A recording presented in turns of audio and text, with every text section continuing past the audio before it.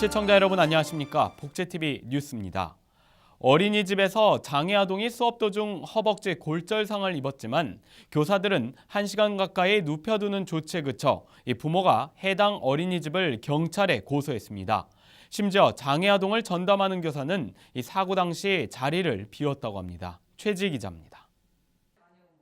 희귀병 가부키 증후군을 앓는 7살 이모 어린이. 허벅지 위로 10cm가 넘는 수술 자국이 선명합니다. 국공립 장애아 통합어린이집에 다니던 지난달 8일, 체육 수업 도중 넘어져 허벅지뼈가 부러졌습니다. 현장에 체육교사와 담임교사, 보조교사까지 있었지만 근육이 놀란 것뿐이라며 눕혀놓기만 했고 1시간 가까이 지나서야 보호자에게 연락했습니다. 119에 전화했냐고 소리를 질렀더니 이제 그제서야 119에 전화를 하신 것 같아요. 애는 계속 울고 있고 근데 제가 딱 한눈에 봐도 정말 다리도 부어있고 애는 너무 아프다고 하는데 장애아를 보조하게 돼 있는 전담교사는 사고 당시 자리를 비우고 화장실 청소를 하고 있었던 것으로 알려졌습니다. 진짜 어린이집 사건 사고가 되게 많잖아요. 그래도 이제 저는 국공립 어린이집이라고 믿고 4살부터 보냈으니까 진짜 의심 없이 믿고 보냈거든요. 근데 이렇게 방치가 되고 있는지도 몰랐고. 전신 마취 수술 후 전치 12주 진단에 폐렴까지 겪은 데 이어 6개월 후 다시 철심을 제거하는 수술까지 해야 하는 상황입니다. 관할구청은 해당 어린이집에 주의 조치를 내렸고 부모는 어린이집 원장과 교사들을 업무상 과실치상 혐의로 경찰에 고소했습니다. 복제TV 뉴스 최지입니다.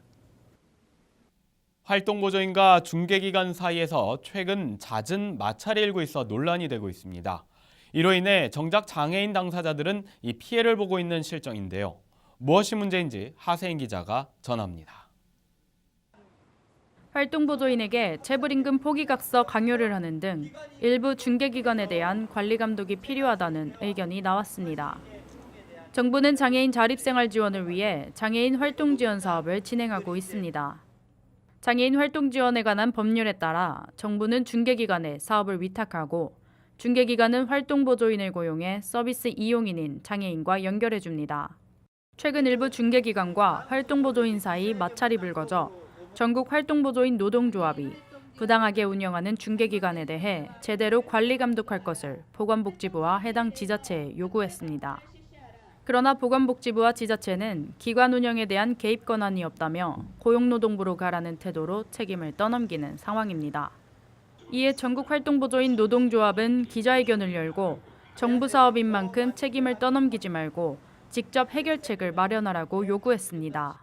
어저께도 보건복지부에 전화를 드렸는데 이 장애인분들 이용자 그러니까 60시간 차단하는 거에 대해서 어떻게 논의되고 있냐고 여쭤봤더니 전혀 논의되는 거 없고 기관에서 하는 거는 당연하다고 생각을 한대요. 제가 시청에서 직원분을 만났는데 시청에서도 운영에 관련된 일이라 관여할 수 없다는 말만 되풀이하면서 장애인 활동 지원에 관한 법률을 맡고 있는 보건복지부, 노동 전반의 주무부처인 고용노동부와 중개기관을 위탁하는 지자체, 더 이상 서로 책임을 떠넘기는 것이 아닌 당사자 입장에서 문제를 해결하려는 태도가 요구됩니다.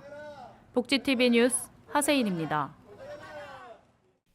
2018 평창 동계 패럴림픽을 앞두고 이 휠체어 컬링 국가대표팀이 2018 키사칼리오 오픈에서 은메달을 획득했습니다. 핀란드에서 열린 키사칼리오 오픈에서 휠체어 컬링 국가대표인 서순석, 정승환, 차재관, 박민자, 이동화 선수가 출전해 2위에 올랐습니다. 휠체어 컬링 국가대표팀은 지난달 중국 대회와 이번 핀란드 대회에 이어 다음 달 초 스코틀랜드 대회에 출전을 할 예정입니다.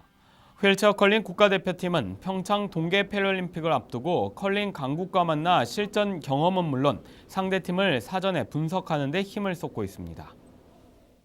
한국사회복지사협회가 2018년 신년 인사회와 함께 50년사 발간 기념식을 개최했습니다. 하세인 기자입니다. 한국사회복지사협회가 서울 여의도 이룸센터에서 2018년 신년 인사회와 50년사 발간 기념식을 가졌습니다. 신년 인사에는 사회복지사, 여야 국회의원, 정부 관계자들이 참석한 가운데 진행됐습니다. 한사협은 올해 활동 목표로 사회복지사 처우 개선과 전문성 향상, 권익 증진을 위해 노력하겠다고 밝혔습니다. 우리 협회의 50주년 기념 슬로건처럼 당당한 사회복지사, 대한민국 복지의 힘찬 미래를 열어가도록 하겠습니다. 특히 한사협은 신년사에 이어 협회 50년사를 기념하기 위해 제작한 50년사 발간 행사도 개최했습니다. 2018년에도 한사협이 사회복지사 주도 복지국가 건설에 한 걸음 더 다가갈 수 있기를 기대합니다. 복지TV 뉴스 하세인입니다. 지난달 한국장애인 고용공단 신임 이사장이 임명됐는데요. 저희 복지TV가 조종란 신임 이사장을 만나 이야기를 나눠봤습니다. 함께 만나보시죠.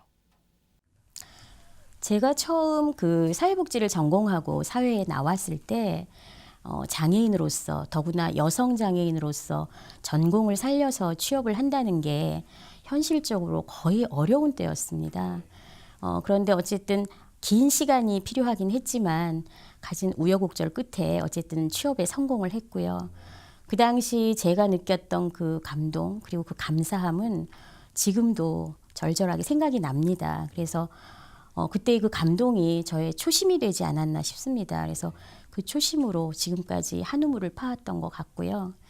장애인 당사자로서 그리고 먼저 취업하고 사회생활을 하는 그런 선배로서 취업을 원하는 많은 장애인분들에게 희망적인 그런 역할을 해야 되기 때문에 무거운 또 책무성을 함께 느끼고 있습니다. 네. 좀 더 현장에서 체감할 수 있는 그런 공단이 되고 싶습니다.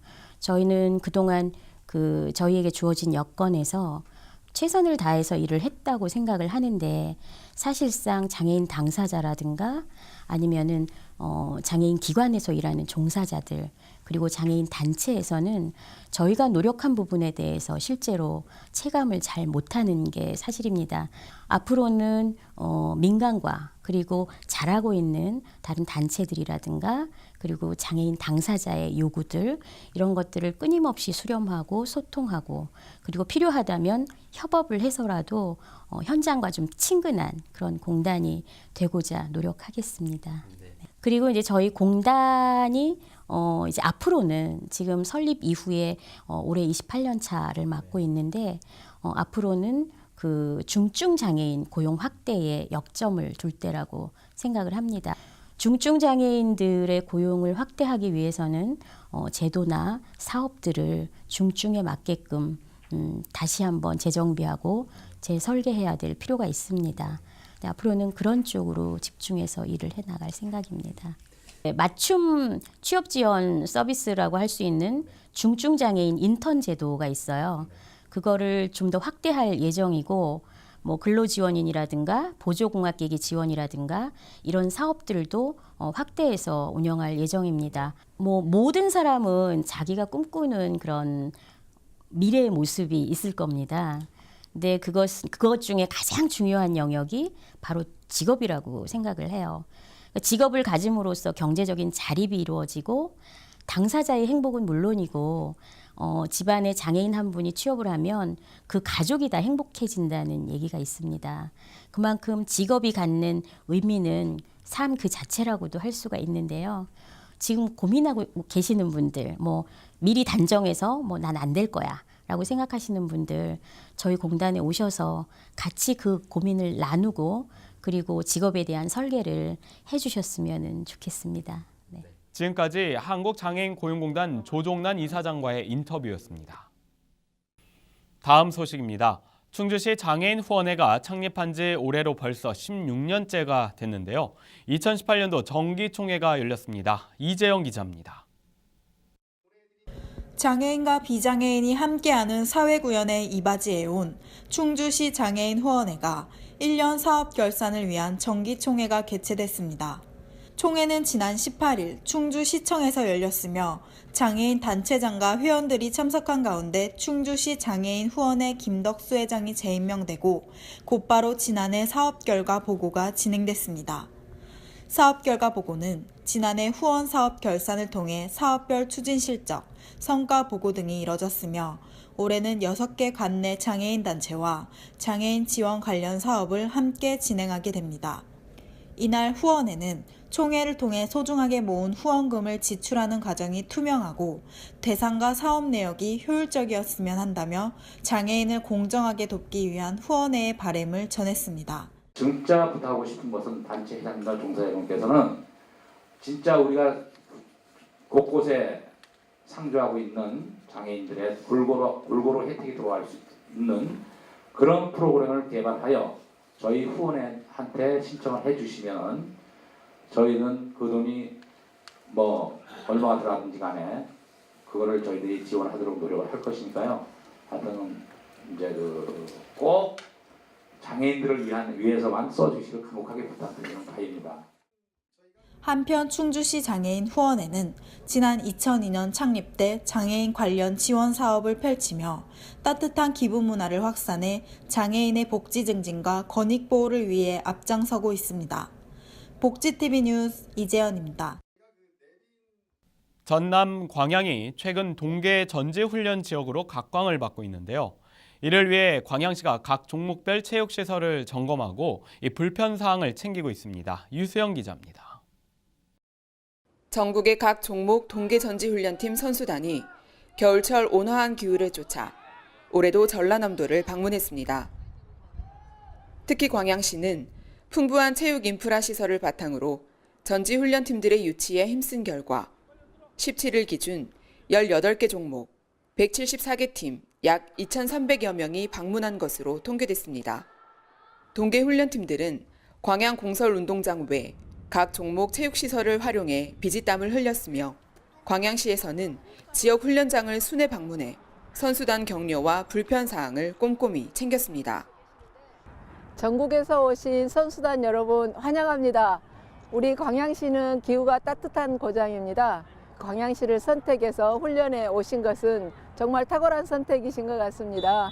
여러 가지 편의시설이 잘 갖춰져 있습니다. 여러분들 훈련 열심히 해서 올해 꼭 좋은 성적 내시고요. 내년에도 오시기를 기대합니다.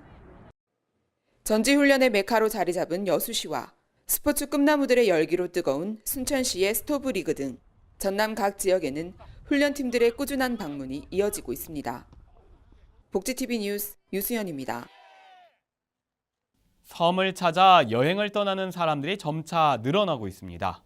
이에 맞춰 각 지자체는 여객선 운항을 늘리는 등의 노력을 하고 있는데요. 최민아 기자가 소개합니다. 전남 동부 지역의 여객선 이용률이 높아지며 여객 운항에 대한 국민들의 신뢰가 회복세를 보이는 가운데 섬을 찾는 관광객들이 증가하고 있습니다.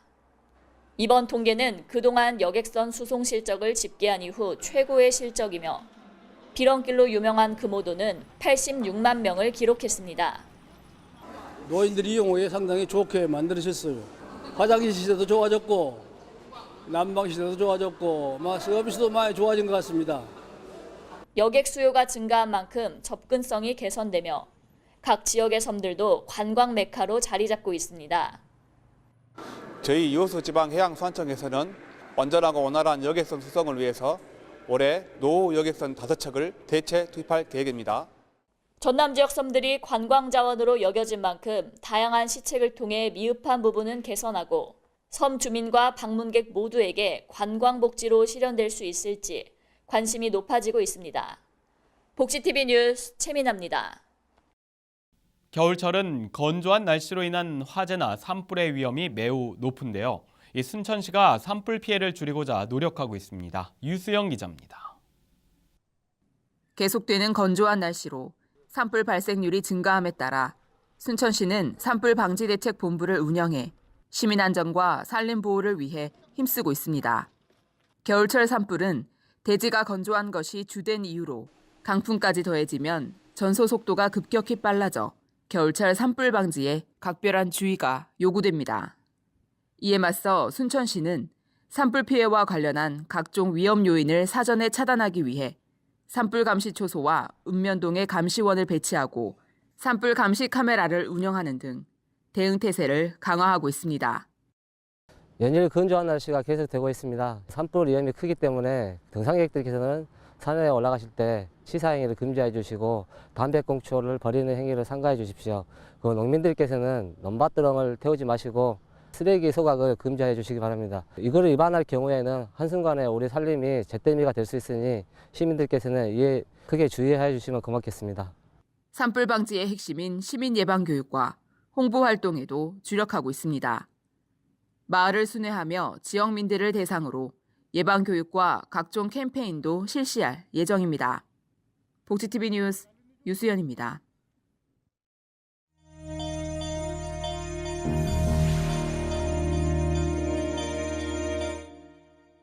계속해서 간추린 소식 전해드립니다. 한국납세자연맹은 현재 직장을 다니는 근로자는 근로자 본인이 암이나 난치성 질환 등 중증 환자에 해당되면 장애인 공제가 가능하다고 말했습니다. 또한 60세 미만의 부모님이나 20세를 초과하는 형제 자매가 암 등 세법상 장애인에 해당되는 경우도 나이에 상관없이 기본 공제가 가능합니다.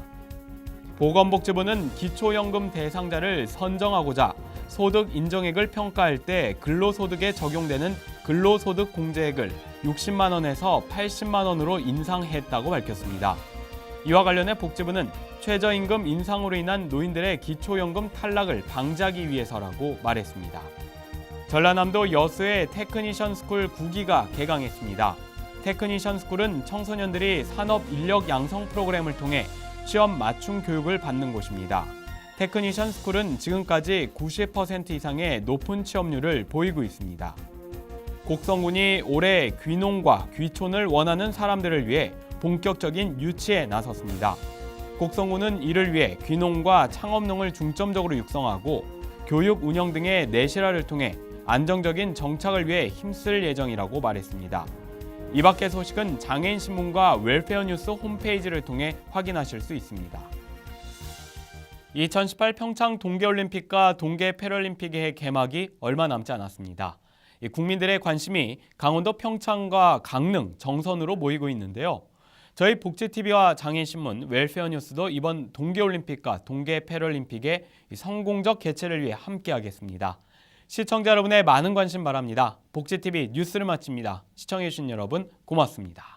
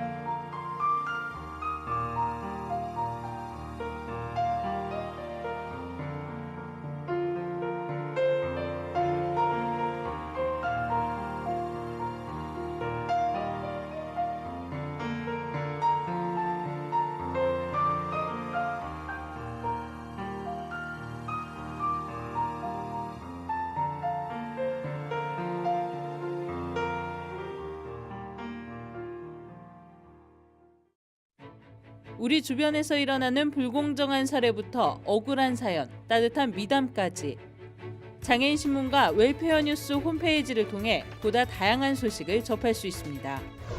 시청자 여러분의 제보를 기다립니다. 웰페어뉴스 홈페이지 또는 전자우편, 전화번호 02-2655-9519로 많은 제보 바랍니다.